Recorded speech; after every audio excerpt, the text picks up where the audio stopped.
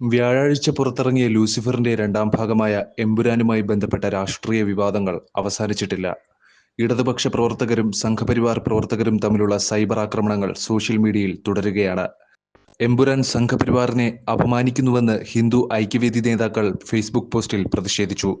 എന്നിരുന്നാലും കൂടുതൽ പ്രതികരിക്കേണ്ട ആവശ്യമില്ലെന്നും സിനിമയെ സിനിമയായി മാത്രമേ കാണാകൂ എന്നും BJP നേതാക്കൾ മാധ്യമങ്ങളോട് പ്രതികരിച്ചു. വാര്യൻ കുന്നനായി എമ്പുരാൻ, അലങ്കാരം, ഉപമയോ ഉൾപ്രേക്ഷകയോ എന്നിങ്ങനെ ചിത്രത്തെക്കുറിച്ചുള്ള നിരവധി ട്രോളുകൾ സമൂഹമാധ്യമങ്ങളിൽ നിറഞ്ഞിരിക്കുന്നു. കേരളത്തിൽ ഇത്തരത്തിലുള്ള പ്രതികരണങ്ങൾ ഉണ്ടാകുമ്പോൾ വടക്കേ ഇന്ത്യയിലും റിലീസ് ചെയ്ത ചിത്രം അവിടെയും രാഷ്ട്രീയ വിവാദങ്ങൾ സൃഷ്ടിക്കുമോ എന്നാണ് ദേശീയ രാഷ്ട്രീയം ആകാംക്ഷയോടെ ഉറ്റുനോക്കുന്നത്. കേരളത്തിലെ BJPയെ സംബന്ധിച്ചിടത്തോളം സംഘപരിവാർ കേഡർമാരുടെ പ്രതിഷേധം വരുമ്പോഴും വളരെ നയതന്ത്രപരമായ നിലപാടാണ് കേരളത്തിലെ നേതാക്കന്മാർ പ്രകടമാക്കുന്നത്. എന്നാൽ സൈബർ ലോകത്ത് സംഭവിക്കുന്നത് തികച്ചും വ്യത്യസ്തമായ ഒരു കാഴ്ചയാണ്. കേരളത്തിൽ പുസ്തകങ്ങളും സിനിമകളും നാടകങ്ങളും പലപ്പോഴും വലിയ വിവാദങ്ങൾക്ക് വഴിവെച്ചിട്ടുണ്ട്. എന്നാൽ കഴിഞ്ഞ കാലങ്ങളിൽ ഇതിനെല്ലാം വലിയ ഇടവേളകൾ ഉണ്ടായിട്ടുണ്ട്. എന്നാൽ ഇപ്പോൾ എമ്പുരാൻ കേരളത്തിലെ രാഷ്ട്രീയ രംഗത്ത് വലിയ ചർച്ചയായി മാറുകയാണ്. വൻ ഹൈപ്പോടെ ബ്ലോക്ക് ബസ്റ്റർ സിനിമയായും ബിഗ് ബജറ്റ് സിനിമയായും എത്തിയ സിനിമ മറ്റൊരു അപ്രതീക്ഷിത വഴിത്തിരിവിലേക്ക് കടക്കുന്നു എന്നതാണ് നിലവിലെ സാഹചര്യം. കാരണം ഈ സിനിമയ്ക്ക് മുമ്പ് സിനിമയുടെ കഥാതന്തുവിനെക്കുറിച്ച് ഒരു ചർച്ചയും ഉണ്ടായിരുന്നില്ല. എന്നാൽ സിനിമ പുറത്തിറങ്ങിയതിന് ശേഷം മാത്രമാണ് ചിത്രത്തിന്റെ കഥാതന്തു വലിയ വിവാദ വിഷയമായി മാറുന്നത്.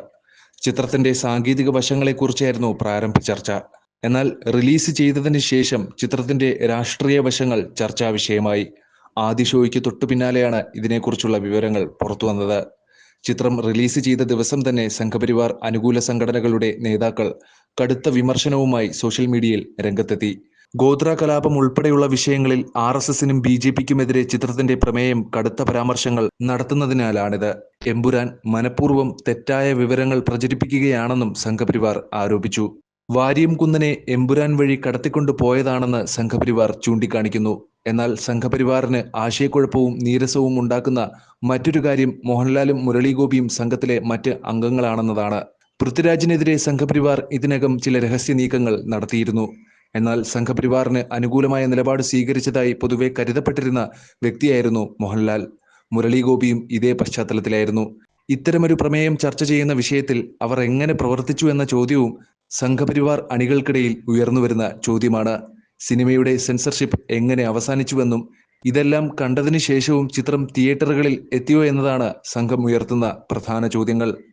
എന്തായാലും ബോധപൂർവമായ ഒരു ചർച്ച ഇനി നടത്തേണ്ട ആവശ്യമില്ലെന്ന് സംഘപരിവാർ കേന്ദ്രങ്ങൾ വാദിക്കുന്നു. അത് സിനിമയ്ക്ക് കൂടുതൽ ഹൈപ്പ് നൽകുമെന്നാണ് അവരുടെ വാദം. എന്നാൽ മറുവശത്ത് സംഭവിക്കുന്നത് ഇടത് കോൺഗ്രസ് കേന്ദ്രങ്ങൾ ഇപ്പോൾ സിനിമ ഏറ്റെടുക്കുന്നു എന്നതാണ്. ഒരുപക്ഷെ ഇടതുപക്ഷ കേന്ദ്രങ്ങളെക്കാൾ കൂടുതൽ കോൺഗ്രസ് കേന്ദ്രങ്ങൾ ചിത്രം ഏറ്റെടുക്കുന്നുവെന്ന് തന്നെ പറയാം. കാരണം ഇത് അവരുടെ രാഷ്ട്രീയ പ്രതീക്ഷകൾ ചർച്ച ചെയ്യുന്ന സിനിമയാണ്. മാത്രമല്ല ഈ കാലഘട്ടത്തിൽ കേന്ദ്ര സർക്കാരിനെയും BJP RSS കേന്ദ്രങ്ങളെയും പരോക്ഷമായി വിമർശിച്ചുകൊണ്ട് ഒരു സിനിമ നിർമ്മിക്കാൻ കാണിച്ച ധൈര്യമാണ് ഇക്കാലത്തെ ഏറ്റവും മികച്ച രാഷ്ട്രീയമെന്ന് കോൺഗ്രസ് മുന്നണികൾ അഭിപ്രായപ്പെടുന്നു. സിനിമയുടെ തുടക്കത്തിൽ തന്നെ കേന്ദ്രമന്ത്രിയും തൃശൂർ MP-യുമായ സുരേഷ് ഗോപിയോട് സിനിമ നന്ദി പറയുന്നുണ്ട്. ഗുജറാത്ത് ടൂറിസത്തിനും നന്ദി പറയുന്നുണ്ട്. സ്വാഭാവികമായും ഗുജറാത്ത് ടൂറിസത്തിന്റെയും ഗുജറാത്ത് സംസ്ഥാനത്തിന്റെയും സഹായത്തോടെ നിർമ്മിച്ച ഒരു ചിത്രം കൂടിയാണിത്. അതിന്റെ പ്രമേയം പിന്നീട് ഈ വിഭാഗത്തിലേക്ക് കടക്കുകയാണ്. ഈ വിവാദങ്ങളുടെ പശ്ചാത്തലത്തിൽ കേരളത്തിലെ ഇടതുവലത് സംഘപരിവാർ രാഷ്ട്രീയം സുരേഷ് ഗോപി എന്തു പറയുമെന്ന് കാണാൻ ആകാംക്ഷയോടെ കാത്തിരിക്കുകയാണ്. മറ്റൊരു പ്രധാന കാര്യം, സുരേഷ് ഗോപി ഒരു സിനിമാ പ്രവർത്തകൻ കൂടിയാണ്. സിനിമയെ സിനിമയായി കാണണമെന്ന് അഭിപ്രായപ്പെടുന്നവരിൽ BJP അംഗം സുരേഷ് ഗോപി എന്ത് നിലപാട് സ്വീകരിക്കുമെന്നതും പ്രസക്തമാണ്.